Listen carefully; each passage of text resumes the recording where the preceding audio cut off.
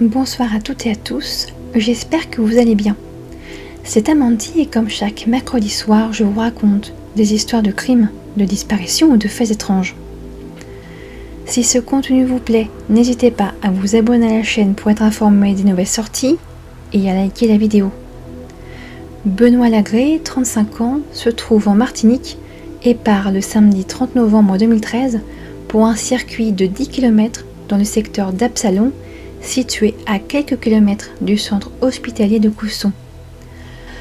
L'homme ne reviendra jamais de son parcours. Pourtant, Benoît était tout à fait apte à parcourir 10 km sans le moindre problème. Lui qui se préparait à la course de Transmartinique, un parcours de 133 km en forêt, traversant l'île du nord au sud. Au cours de la nuit, il appelle à l'aide au 115, appel qui n'aboutira pas. Malgré les recherches débutées dès le lendemain de sa disparition, personne ne retrouvera sa trace. Seule sa caméra GoPro sera retrouvée hors du sentier. En mai 2014, Benoît est officiellement reconnu décédé. Voici son histoire.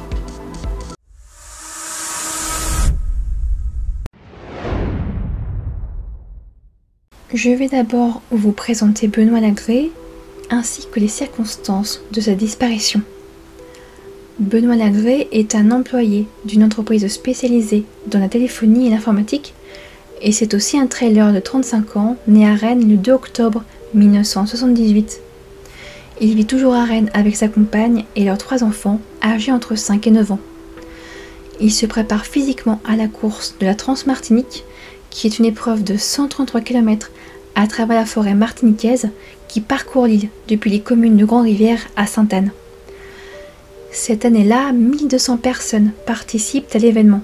Le matin du samedi 30 novembre 2013, Benoît se prépare à parcourir une partie du sentier de 133 km qu'il aura à parcourir le 7 décembre. Mais ce ne sont que 10 petits kilomètres. Il a même préparé son trail via un parcours strict sur un site internet que je vous montre. Le 1er décembre, son collègue, chez qui il logeait à Saint-Esprit, commence à s'inquiéter de ne pas le voir revenir. Il donne l'alerte et le 2 décembre, une enquête pour disparition inquiétante est lancée. Les recherches débutent presque de suite. Policiers et gendarmes ne lâchent rien. Des militaires du RSMA, régiment du service militaire adapté, des pompiers du groupement d'intervention en milieu périlleux, ainsi qu'un détachement du 33e RIMA, régiment d'infanterie de marine des forces armées aux Antilles, explorent la zone, accompagnés de bénévoles, dont certains sont membres d'associations. Le club Manicou, organisateur de la Transmartinique, aide également, et l'association Aventure et Canyon aide aussi dans les recherches. Mais tous ces efforts sont vains. Personne ne retrouve la trace de Benoît. Et les fortes pluies, orages et vents n'arrangent rien. Elles empêchent ou ralentissent les recherches. Le samedi, jour de sa disparition, les conditions météo n'étaient pas au beau fixe non plus. L'île était placée en alerte jaune. Rafales de vent et fortes pluies. Les recherches s'effectuent donc dans des zones praticables.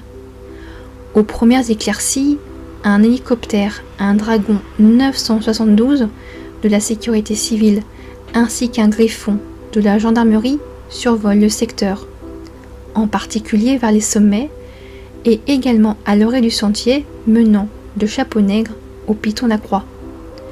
Des recherches sont même effectuées de nuit avec un hélicoptère muni d'une caméra thermique à la recherche d'un signe thermique de Benoît.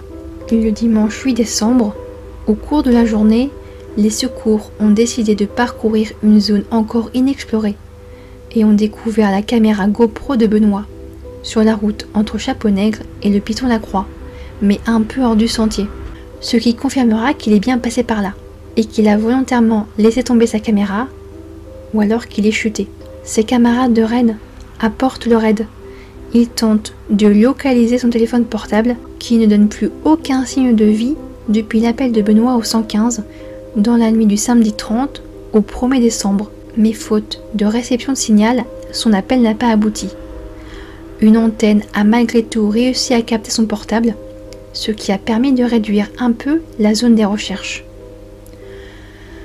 Pendant 5 jours, à la fin du mois de janvier 2014, une équipe de recherche va explorer la route de Balata et la ravine Saint-Charles, des lieux très difficiles d'accès qui ne peuvent se faire qu'à pied et avec du matériel adapté à la descente en rappel. Ils explorent le piton du Mosée, mais là non plus, aucun élément ne sera trouvé. La route qui mène à l'hôpital est aussi fouillée, mais rien. La famille lance un appel aux dons et va récolter 5 000 € permettant la poursuite des recherches. Cette somme a permis à une équipe cynophile américaine, la SAR Team, Search and Rescue Team, qui est déjà intervenue en décembre pour tenter de retrouver une piste de Benoît. Mais malgré tous leurs efforts, le chien Riot n'a rien trouvé.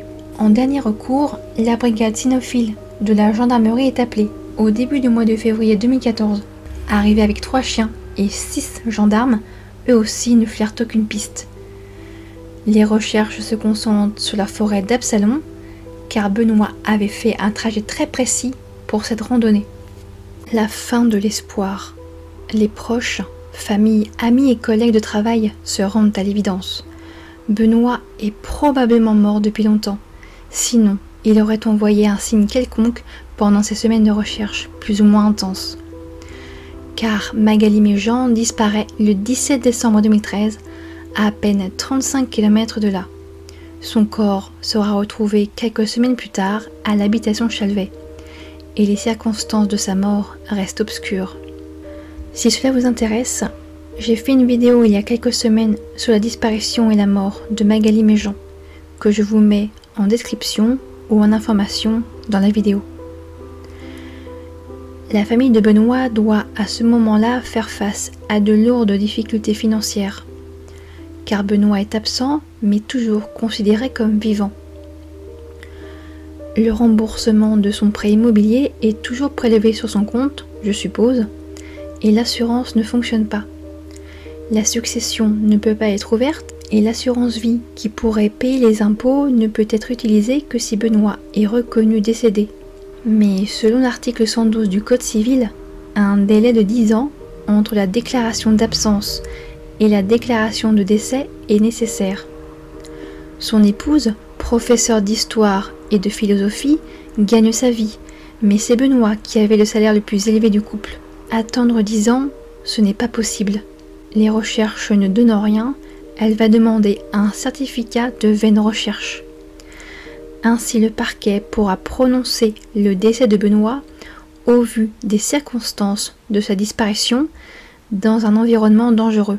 En mai 2014, Benoît Lagré est officiellement reconnu décédé par l'administration, ce qui ne change rien à la douleur de sa famille et de ses proches, qui, malgré cette déclaration officielle, ne peuvent pas vraiment commencer un deuil, sans corps, ni sépulture, ni réponse.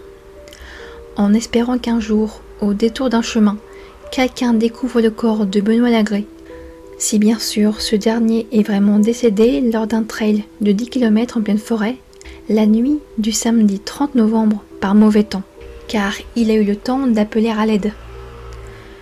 Soit il s'est perdu dans la journée et ne s'en est rendu compte que la nuit venue, car il est parti le samedi matin.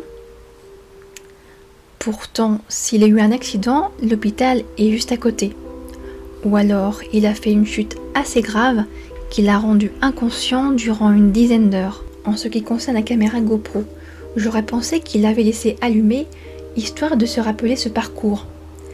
Même si il est bien loin du parcours officiel, je pense que les trailers ont droit de parcourir un petit peu ce qu'ils ont envie, peut-être. Et donc, il aurait cherché à enregistrer ce voyage. J'ai récolté beaucoup d'informations grâce à la page de soutien de Benoît, que je mets donc en barre d'informations. Mais je n'ai vu nulle part un article qui mentionne que la GoPro était en marche en continu et que donc tout avait été enregistré jusqu'à ce qu'elle tombe ou qu'elle soit décrochée volontairement. Je sais que cela peut paraître étrange, mais j'ai également une caméra sport et au vu des attaches qui la tiennent, il aurait fallu selon moi un très gros choc pour qu'elle se décroche. Ou alors Benoît l'a décrochée de lui-même, volontairement, ou alors c'est une tierce personne. Mais là je rentre dans le domaine de l'hypothèse. La vidéo est plus courte que d'habitude, au vu d'une part du peu d'informations, mais aussi car les recherches ont été arrêtées en février 2014 et que Benoît est reconnu décédé en mai, soit 6 mois après sa disparition. Et hormis sa GoPro retrouvée proche du sentier, il n'y a rien d'autre. Si les histoires de disparition dans les parcs nationaux vous intéressent, je vous invite à consulter la chaîne de Canal Disparition que je vous mets en barre d'informations et en lien dans la vidéo.